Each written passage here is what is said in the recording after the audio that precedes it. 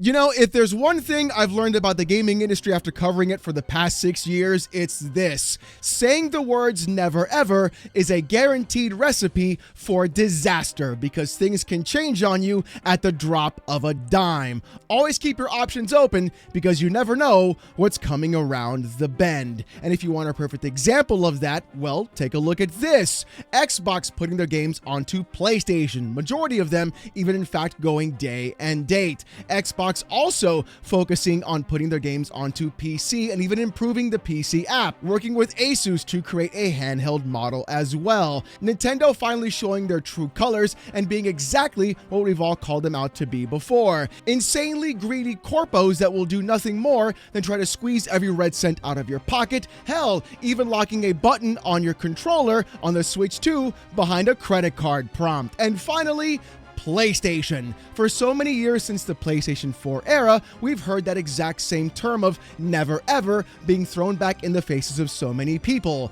Things like never ever will God of War ever be on PC. Never ever will Spider-Man be on PC. And it turns out that the never ever is going to strike again because clearly PlayStation has had other ideas about what they're going to be doing with their multi-platform strategy. And this could be a bigger telltale sign of not only PlayStation trying to double down and screw actual consumers and customers, but also with the fact that in reality, they may be more terrified of the future than they'd like to believe.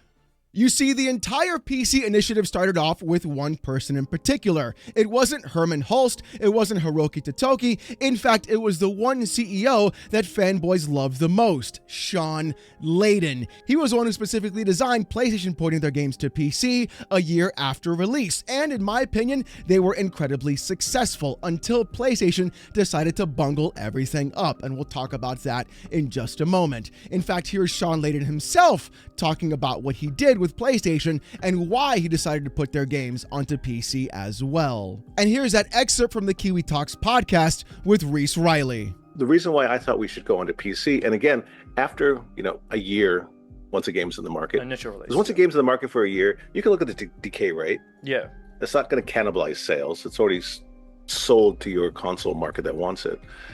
PC was not to make money, not to really generate FOMO so much as it was, I just want to introduce to people who are not in the PlayStation camp, these are the things we're doing. Check it out. It could be cool. My view was that the PC market wasn't going to come to PlayStation on its own. And for us to tell them the story of what our games are, we have to meet them where they are. And if you're on your PC, I will meet you where you are. Not on day one, on day 366. Now, isn't that a really strange way of saying things? I wonder who else was saying those exact same things recently as well when talking about their brand specifically, about meeting people where they are because they know that those people are not going to simply move to PlayStation or any other type of console. It's almost striking how those words are in fact incredibly similar. But you see, even though Shawn Layden was one of the initial people talking about PC ports moving forward, it turns out the plan was in fact not going to change at any moment in time. Because back in February of 2024, VGC posted this: Sony wants to improve PlayStation profit margins with more aggressive PC release strategy. Hiroki Totoki says the company has to proactively work on making more games multi-platform. According to the article back in 2024, Totoki said this: in the past, we wanted to popularize consoles, and a first-party title's main purpose was to make the console popular. This is true, but there's a synergy to it. If you have strong first-party content, not only on our console, but also other platforms like computers, a first-party game can be grown with multi-platform, and that can help operating profit to improve. So that's another one we want to proactively work on. So here we see a couple of things. Shawn Layden starting off the PC project, and also Totoki talking about putting their single-player games multi-platform. And that strategy, in my opinion, has been actually quite effective. I'm someone who is never going to buy a PlayStation console, or any other console by that matter. I personally have my Steam Deck. That's where I play the majority of my games. I have my PC. That's where I play all my games. And basically, I have no need for any console in particular. Although I have my PlayStation 2 on my desk, I still emulate the majority of my stuff right here. And I think that tactic has in fact worked, because clearly I was never going to be someone to buy that ecosystem, to invest money into it. But you know what? If I wanted to play a game, I had the opportunity to do so. And clearly Sony saw the exact same thing. Until yesterday, because it turns out things may be going a little bit awry for PlayStation games on PC. Because according to Insider Gaming, they say this: Sony could be, quote, backing away from releasing single-player titles on PC. Wait a second, hold on. Do you hear that? Yeah, that's the sound of thousands of PlayStation fanboys clicking their hooves together in unison, excited about the fact that less people get to play their video games unless they buy the same fucking box. It's almost like they are in fact in a cult, and clearly we're going to expose that today. The thing is though, I feel like what's going to be happening with PlayStation is we're going to be seeing less single-player first-party titles being put out, period, not just on PC as well. My guess is going to be that singular one tentpole title a year, and then PlayStation moving on to pushing every other major live service title across every other single platform. But the thing is, there's more to this story, especially with how PlayStation themselves were handling the PC market and not understanding what PC gamers in fact actually want. And I feel the reason why this may be happening is going to be threefold specifically. And when you hear those reasons, this may not be out of necessity, but out of fear. According to Insider Gaming's article, it says this: during the latest episode of the Triple Click podcast via Reset Era, Jason Schreier discussed PlayStation seemingly considering stopping its single-player games from coming to PC. Schreier stated that he thinks the strategy for them is live service games are coming to PC, while he's getting the sense that they are backing away from putting their exclusive console stuff, like traditional single-player games, onto PC. Schreier mentioned that it wouldn't be surprising if Marvel's Wolverine never comes to PC. Even if it eventually does, players would likely understand that a PlayStation is necessary to play the game, at least for the indefinite future. He also expressed uncertainty about how successful the PC releases have been. Alright, let's do a quick rundown about this entire thing right now. The potentiality of PlayStation saying, you know what, we're gonna not put our games onto PC is actually something that really could in fact happen. Remember, never ever should never be said, because clearly people were saying never ever of any game going to PC, and if you look at the Steam page right now of PlayStation Publishing, well, things look a little bit different than before. So I could clearly see PlayStation being incredibly petty and saying, you know what, we're just going to put live service games on there, and we're going to keep our single-player tentpole cinematic titles away from those PC heathens in the first place, to be, of course, as petty as possible. Hell, we've seen PlayStation do it consistently every single time to every other brand on the internet. One company launches a game, they launch a tweet for the announcement of another game or a trailer of another game. It's a consistent theme for them. The problem that I see though is this: PlayStation's PC strategy has never been anything consistent. It's always kind of been wishy-washy when you think about it. Some games get incredible PC ports, while others not so much. And then at the same time, they don't even actually use Nixes to their full capacity, seeing as how they purchased Nixes specifically to make those PC ports in the first place. Even though we've had really great ports from Nixes, other games and other companies really didn't do so hot either. And then to make matters even worse, Sony and PlayStation burnt an incredibly huge bridge with PC gamers in the first place, where they tried to force PSN logins and restricted user access across multiple countries across the planet that already played Helldivers 2, already purchased the game, and no longer had access to it. Literally learning the first rule about PC gamers: we don't bend to you, you bend to us. And clearly they had to learn that lesson very quickly and realize that maybe this isn't the community that's going to simply swallow down any piece of garbage simply because it has pretty graphics and really nice high fidelity eye textures, while we have clowns on the internet doing that exact same thing, zooming into eyeballs and saying how great their PlayStation is while not playing the video game. But I think the craziest part about this rumor is that PlayStation themselves have been incredibly heavily investing into PC right now. I could literally download the PS Plus app on my PC and have access to every single game they have right now in their library that is streaming available to me. I don't even have to have it on Steam either. It's just right there available to me. Secondly, we also see the fact that the DualSense now completely works 100% on Steam itself, especially with the overlay. And PlayStation also put out specific programs for PC as well to update your drivers and even your firmware on your DualSense as well. On top of that, they even created an entire overlay for PC gaming, giving you access to trophies on PC while logging into PSN, an actual reason to do so, and not restricting the actual user access. And to make things even more confusing, PlayStation has in fact gone back and made games Steam Deck verified. Games that required an actual PSN login don't even have the window to have that in the first place on your deck or even on a Linux OS, basically just avoiding the PSN login altogether. It really is incredibly confusing to hear this kind of rumor, yet the actions are speaking louder than words. Seeing games like God of War Ragnarok, Ghost of Tsushima all specifically get their entire Steam Deck verified badge, and those are single-player PlayStation tentpole titles. The thing is though, I could absolutely see PlayStation removing their actual PC initiative, not because of my cannibalized sales, not because of my console sales, but other reasons in particular. But apparently there's far more to the article, so let's go from there. With Insider Gaming saying this, when asked why PlayStation would revert to a strategy that seems to, quote, put something back in the bottle, along with the potential consequences of such a move, Schreier replied that they never released games on PC simultaneously with console launches. He pointed out that PC releases were always just kind of late to the party. He added that he doesn't think it was successful in the first place and doesn't think going back to the console-only strategy would be that big of a blow. In the same Reset Era thread, Schreier clarified that this is not speculation. He explained that certain topics may be surfacing during a show before he has the chance to publish a story about them. He also mentioned that more information on this topic should be available soon.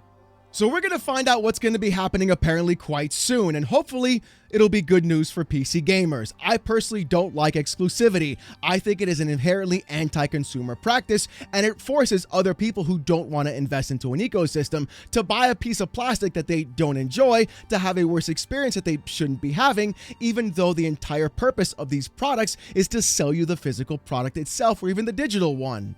I think the more insane part about this is the fact that we even saw Sean Layden and so many others say it's not cannibalizing sales, it's not causing major issues, and it's not impacting their console business, and making an extra, cool $2 billion is an extra $2 billion fucking dollars if you ask me. But I think the big issue is this: PlayStation is realizing that they do not have control over PC gamers. They also don't have unfettered access to PC gamers' wallets, and they're realizing that we are a far more fickle kind of customer than the entire Sony slop on my plate kind of brand that they've built themselves for the last 3 generations.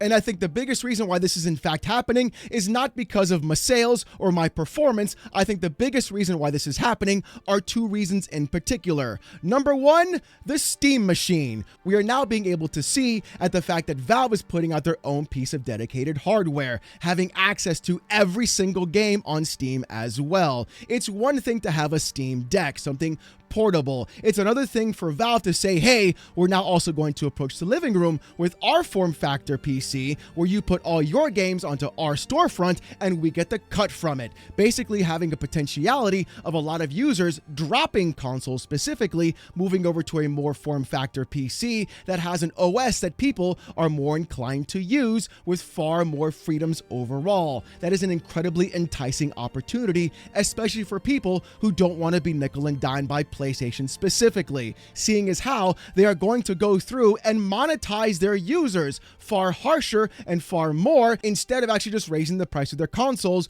due to the RAM crisis. So they're going to actually make more money squeezing blood from a stone than just selling their games to more people.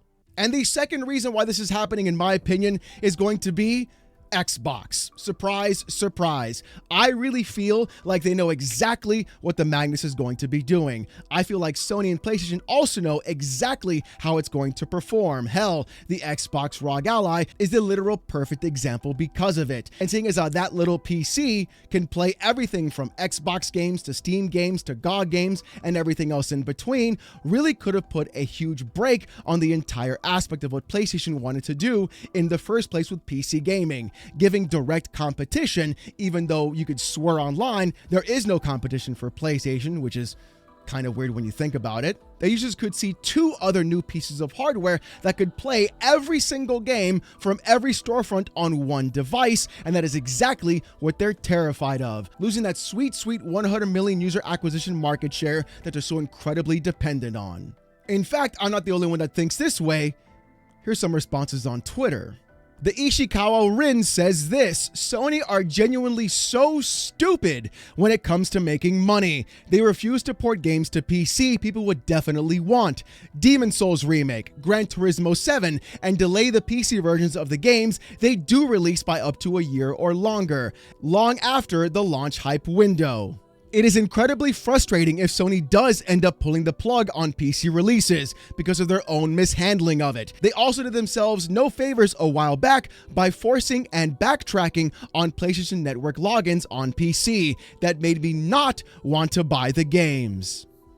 And I think that's exactly what in fact happened. I feel like Rin is exactly correct. We saw a lot of ports not be exactly where they should be. We saw some ports do well, and then we saw PlayStation literally go around and fumble the biggest bag they possibly could, not only by launching games a year after all the hype died, but also by forcing a PSN login on many of the bigger games and putting a sour taste in the mouth of many PC gamers. If it's one thing that PC gamers are not, it's we are not corporate cucks, and we don't sit here and bend the knee to a corporation simply because they give us a third-person cover-based action-adventure game with stealth elements every year and a half or so. Play different kinds of games, y'all. Trust me, it'll save your life. Good old Reforge Gaming said this: but I thought where the industry was headed, something exclusives are archaic and anti-consumer, something.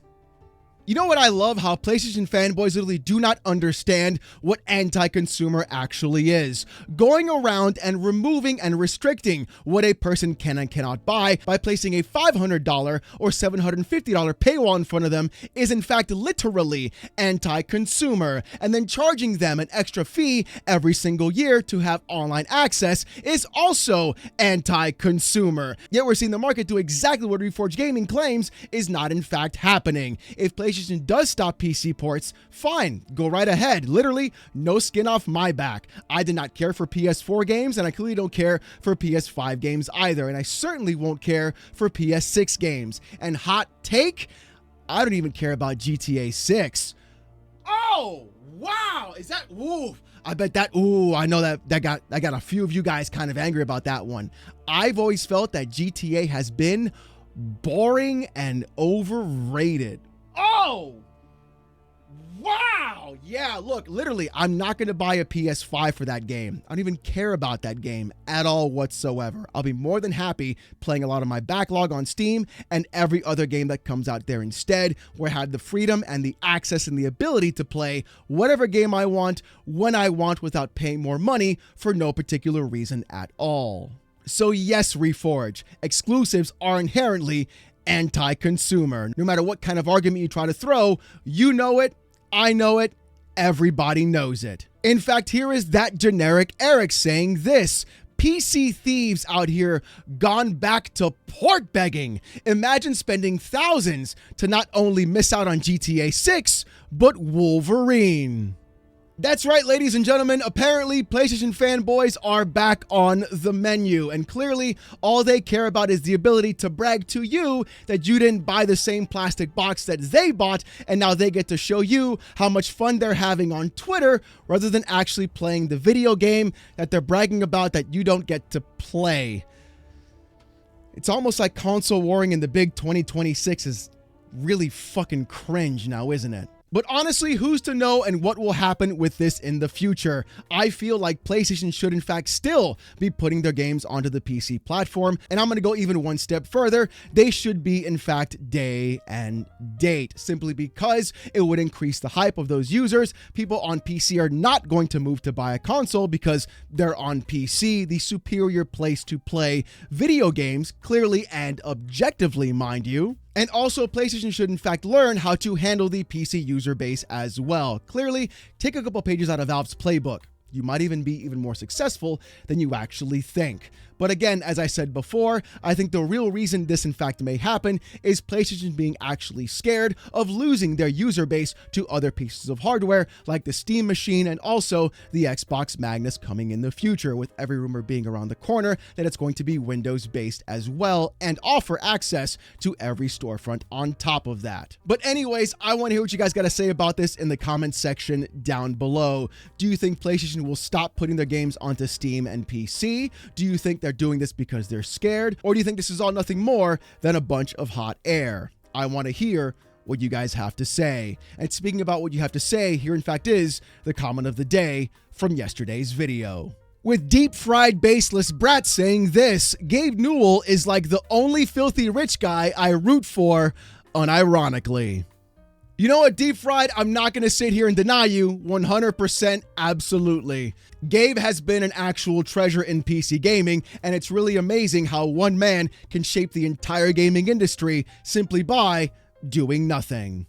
But as always, if you want to see more of this kind of content though, more PC port reviews, gaming news, Steam Deck videos, fanboy content, and even hot takes in the gaming industry, subscribe to the channel. We're on our way to 110K. If you want Discord access or most during live streams, become a YouTube member. It's as low as $1. If you don't want to spend the buck, don't worry. Just come on down Saturday nights, 8:45 p.m. Eastern, live right here on the channel as I wear a banana suit and get insulted by around 800 people with TTS. Trust me, you don't want to miss it. Saturday nights, 8:45 p.m. Eastern, live right here on the channel. The live stream is insane. You don't want to miss it. With all that being said though, thank you guys so much for watching. Hope you have a great one, and I'll see you gooners next time. Peace!